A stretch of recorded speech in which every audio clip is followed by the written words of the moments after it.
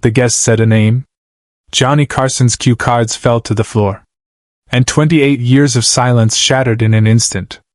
It was March 1983. The Tonight Show starring Johnny Carson.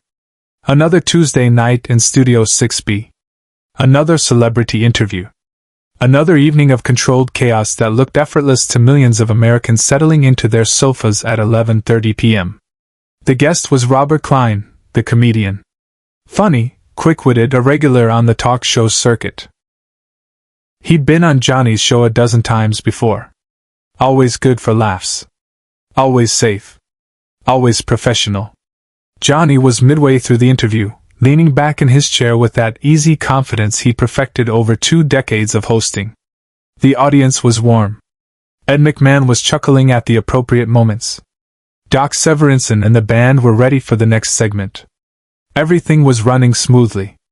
Robert was telling a story about his early days doing stand-up in New York City. Greenwich Village clubs in the 1960s. The comedy scene before it became famous.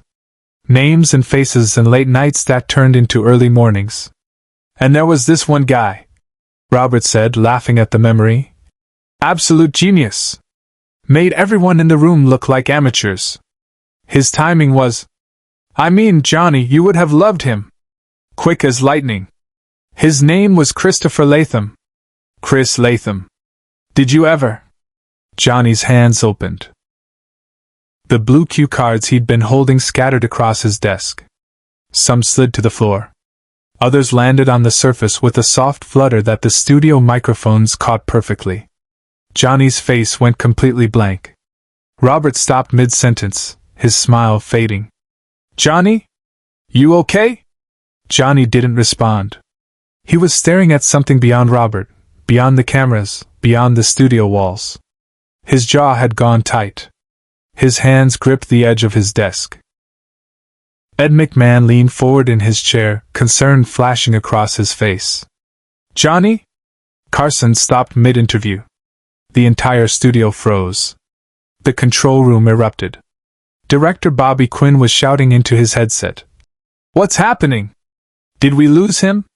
Is he having a medical issue? Camera 2, get tighter on Johnny. What the hell is going on? Producer Fred DeCordova stood behind Bobby, one hand on his shoulder, staring at the monitors. Fred's face had gone pale. Oh no, he whispered. Oh God, no. Not that name. Not on air. On stage, Johnny still hadn't moved. The audience, sensing something was wrong, had fallen into confused silence. 300 people watching America's most composed television host appeared to completely disconnect from reality. Robert Klein looked genuinely worried now. Did I say something wrong? Johnny's eyes focused back on Robert.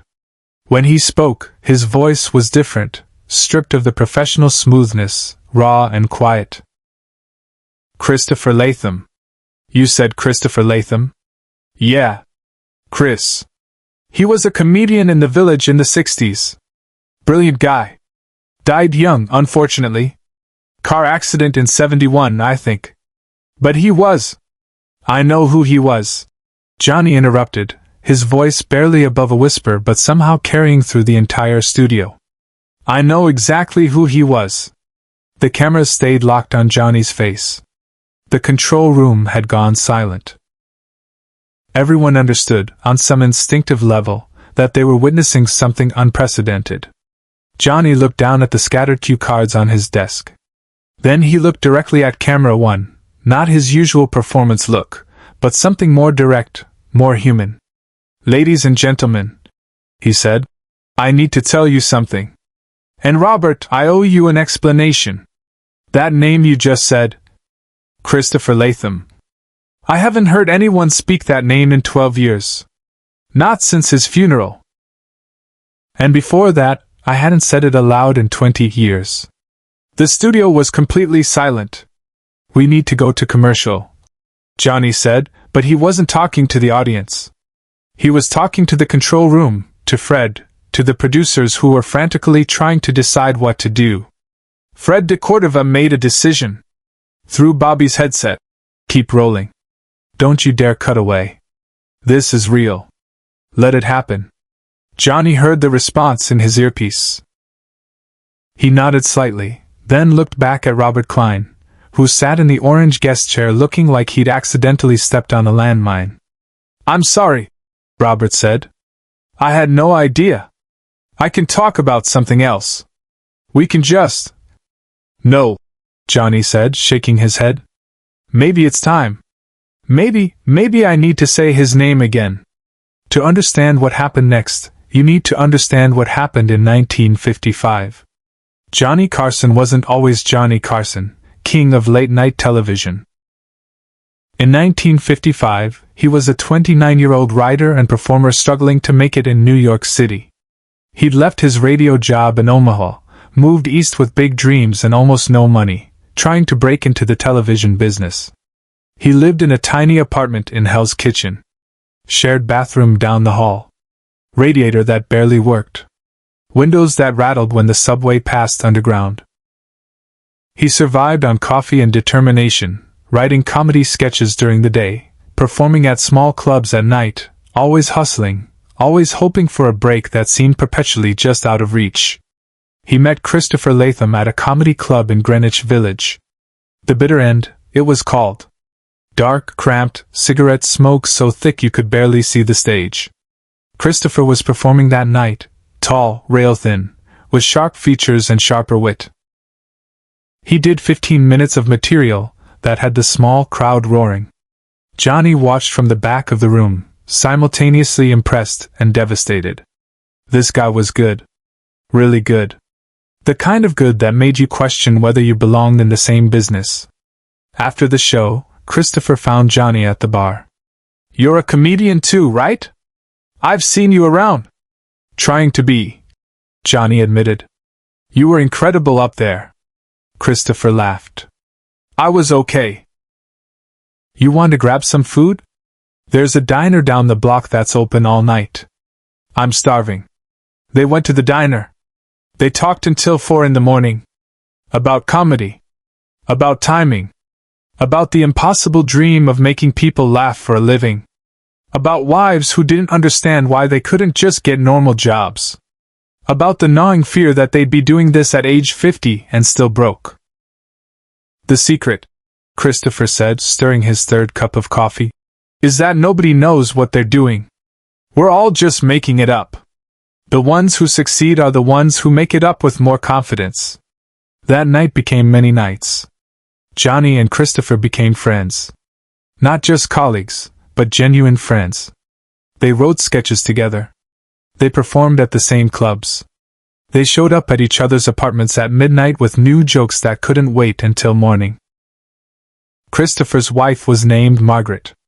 She was a kindergarten teacher, patient and kind, the kind of woman who could tolerate a husband who came home at 3 a.m. smelling like cigarette smoke and talking about punchline variations. She'd make them scrambled eggs while they scribbled on napkins at her kitchen table. Johnny's marriage to his first wife Jody had ended in tragedy in 1951. He'd remarried in 1963, but that relationship was already showing cracks. Christopher and Margaret's apartment became a refuge, a place where Johnny could be himself, where he didn't have to perform, where he could just be a guy trying to figure out his life. In early 1955, Johnny got his first big break. A writing job on a television variety show. It wasn't hosting, but it was steady work with decent pay. Network television. The dream he'd been chasing. He told Christopher over drinks at their usual bar. This is it. This is the door opening. I'm happy for you, Christopher said, and he meant it. You deserve this. Come with me, Johnny said suddenly. They need writers. You're funnier than I am. Let me introduce you to the producer. Christopher shook his head. This is your thing, Johnny. You earned it. I'll get my own break. But I'll be fine, Christopher insisted. Besides, Margaret's pregnant. I need to focus on club work. Steady money. I can't take risks right now. They toasted to Johnny's future. To Christopher's coming fatherhood. To the dream that seemed, for the first time, actually achievable. 3 weeks later, Johnny started his new job. The hours were brutal. He was writing 12 hours a day, rewriting sketches, attending production meetings, learning how network television actually worked. He stopped going to the comedy clubs. Stopped having time for late-night diner conversations. He kept meaning to call Christopher. Kept meaning to meet up. But days turned into weeks, turned into months, and the friendship that had sustained him through the hardest years slowly faded into occasional phone calls and promises to get together soon. In June 1955, Christopher's daughter was born. Sarah. Johnny sent flowers to the hospital but didn't visit. Work was too demanding. He'd visit soon, he told himself. There would be time. There wasn't time. Subscribe and leave a comment, because the most powerful part of this story is still ahead. On August 14, 1955, Christopher Latham was driving home from a late-night performance at a club in Brooklyn. It was 3 in the morning. He was tired. The road was wet from evening rain. A truck ran a red light. Christopher died instantly. He was 30 years old. His daughter Sarah was 2 months old. Johnny got the call at the television studio. He remembers sitting in the hallway outside the writer's room, phone pressed to his ear, listening to Margaret sob as she told him what happened. He remembers the fluorescent lights buzzing overhead. He remembers thinking that he'd meant to call Christopher last week. That he'd had a joke he wanted to share. That he'd been too busy. He went to the funeral. Sat in the back of the small church. Watched Margaret hold baby Sarah while the priest talked about a life cut short, and a talent the world would never fully know. He wanted to go to her afterward. Wanted to say something. But what could he say? I'm sorry I got busy? I'm sorry I let our friendship fade because I got a job? He left without speaking to her. He went home and wrote Christopher's name on a piece of paper, folded it, and put it in his wallet. A reminder. A promise that he would remember. That he would never let success make him forget where he came from and who had been there when he had nothing. And then he never spoke Christopher's name again. Not when he got bigger writing jobs. Not when he started hosting game shows. Not when he took over The Tonight Show in 1962 and became the most famous talk show host in America. He carried that piece of paper in his wallet for 15 years, but he never once said the name written on it aloud. In 1971, Margaret Latham died. Cancer. Johnny read about it in a newspaper obituary. He sent flowers to the funeral home. He didn't attend the service. He added her name to the paper in his wallet, right next to Christopher's. For 28 years, Johnny Carson carried the guilt of a friendship he'd let slip away, a friend whose funeral he'd run from, a widow he never comforted. And for 28 years he kept that guilt locked away where no camera could find it. Until Robert Klein innocently mentioned Christopher Latham's name on live television. Backstage, he made a choice no producer would have ever allowed. Johnny was still sitting at his desk, the scattered cue cards around him like evidence of disruption. Robert Klein looked like he desperately wanted to be anywhere else. Ed McMahon had tears in his eyes. Ed, who had known Johnny for years, who had suspected there were depths of pain his friend never shared.